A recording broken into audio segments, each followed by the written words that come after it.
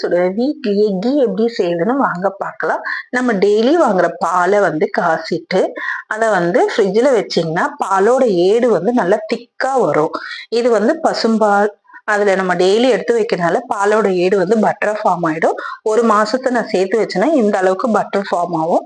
So அதை எடுத்துட்டு ஸ்டவ்ல வச்சு இந்த மாதிரி காசுனீங்கன்னா பாருங்க, மெல்ட் ஆகி இந்த மாதிரி லிக்விட் ஆயிடும். எவ்வளவு கெட்டியா இருந்தது ஃபர்ஸ்ட் பட்டரு, நம்ம காச காச இந்த மாதிரி லிக்விட் ஆயிடும். நம்ம வீட்லயே இது காசுனால இது டேஸ்டியாவும் எம்மியாவும் இருக்கும். இது நம்ம உடம்புக்கும் ஹெல்த்தியும் கூட. நெய் சேர்த்துக்கிறது ரொம்ப நல்லது. கொஞ்சமா சால்ட் போட்டு ஹீட் பண்ணிட்டே வாங்க, மீடியம் ஃப்ளேம்ல வச்சுருக்கோங்க. முருங்கீரை இருந்தா அதை போட்டு கூட லாஸ்டா இறக்கிக்கலாம். எனக்கு முருங்கீரை இல்லை, ஸோ நான் சால்ட் போட்டுக்கிட்டேன். இந்த மாதிரி ட்ரை பண்ணி பாருங்க ஃப்ரெண்ட்ஸ். கண்டிப்பா இந்த வீடியோ உங்களுக்கு யூஸ்ஃபுல்லா இருக்கும். நம்ம வீட்லயே செய்யறதுனால உடம்புக்கு ரொம்ப ஹெல்த்தியும், பிள்ளைங்களுக்கு ரொம்ப டேஸ்டும் கொடுக்கும், உடம்புக்கும் ரொம்ப நல்லது.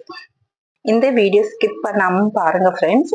நம்ம ஃபர்ஸ்ட் பட்டரா காசுன பிறகு நெய் எந்த அளவுக்கு ஃபார்ம் ஆகி வந்திருக்கு பாருங்க. கிட்டத்தட்ட 3/4 லிட்டர் நெய் நம்மளுக்கு வந்துச்சு. ஸோ பாருங்க, ரொம்ப நல்லது. இந்த மாதிரி ட்ரை பண்ணி பாருங்க ஃப்ரெண்ட்ஸ். இந்த வீடியோ உங்களுக்கு யூஸ்ஃபுல்லா இருக்கும்னு நினைக்கிறேன். இந்த வீடியோ உங்களுக்கு பிடிச்சதுன்னா லைக் பண்ணுங்க, சப்ஸ்கிரைப் பண்ணுங்க, உங்க ஃப்ரெண்ட்ஸோட ஷேர் பண்ணுங்க ஃப்ரெண்ட்ஸ். இந்த மாதிரி நிறைய ஃபுட் ரெசிபி நான் போடுறேன். என் சேனலை சப்ஸ்கிரைப் பண்ணிட்டு பாருங்க ஃப்ரெண்ட்ஸ். என்னதான் நம்ம கடையில வாங்கி கீ சாப்பிட்டாலும் நம்ம ஹோம்மேட் கீ நம்மளே செஞ்சுதான் பாருங்களேன், என்ன ஒரு டேஸ்ட் ருசியா இருக்கும். நீங்க இந்த வீடியோ ட்ரை பண்ணி பாருங்க ஃப்ரெண்ட்ஸ். இந்த நெய் காய்ச்சதுக்கு நம்மளுக்கு எப்படியும் ஒரு 1 hour ஆயிடுங்க. ஃபர்ஸ்ட் நம்ம பட்டரை மெல்ட் பண்ண இந்த அளவுக்கு வரும். இதை பண்ணும்போது மீடியம் ஃப்ளேம்ல வச்சாதான் உங்களுக்கு பட்டர் ஃபுல்லா ஹீட் ஆகி நெய் பதத்துக்கு இப்படி வரும்.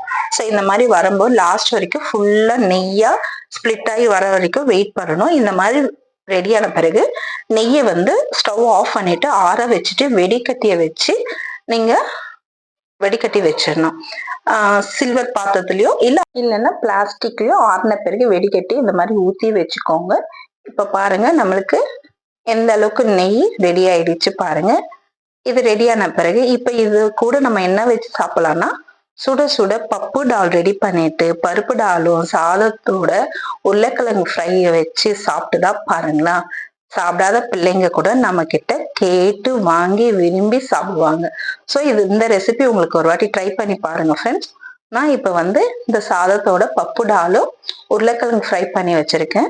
2 ஸ்பூன் நெய்யை ஊத்தி தான் பாருங்களா எந்த அளவுக்கு டேஸ்டா இருக்கும். நீங்களும் இந்த மாதிரி ட்ரை பண்ணி பார்த்துட்டு நெய் எந்த அளவுக்கு வருதுன்ட்டு எனக்கு கமெண்ட் பண்ணுங்க ஃப்ரெண்ட்ஸ். இந்த வீடியோ உங்களுக்கு யூஸ்ஃபுல்லா இருக்கும்னு நினைக்கிறேன். இந்த வீடியோ பிடிச்சதுன்னா லைக் பண்ணுங்க ஃப்ரெண்ட்ஸ். உங்க ஃப்ரெண்ட்ஸோட எல்லாம் ஷேர் பண்ணுங்க. இது வரைக்கும் என் சேனலுக்கு சப்போர்ட் பண்ண எல்லா ஃப்ரெண்ட்ஸ்க்கும் தேங்க்யூ ஸோ மச். இதே மாதிரி உங்க சப்போர்ட் எனக்கு எப்பவுமே கொடுத்துட்டு வாங்க. இந்த மாதிரி நிறைய ரெசிபி நான் வீடியோவும் போடுறேன், ஷார்ட்ஸாவும் போடுறேன். என் சேனல் லைக் பண்ணி சப்ஸ்கிரைப் பண்ணிட்டு எல்லாமே பாருங்க. உங்க ஃப்ரெண்ட்ஸோட ஷேர் பண்ணுங்க ஃப்ரெண்ட்ஸ். நெக்ஸ்ட் வீடியோல சந்திக்கலாம். தேங்க்யூ, பாய்.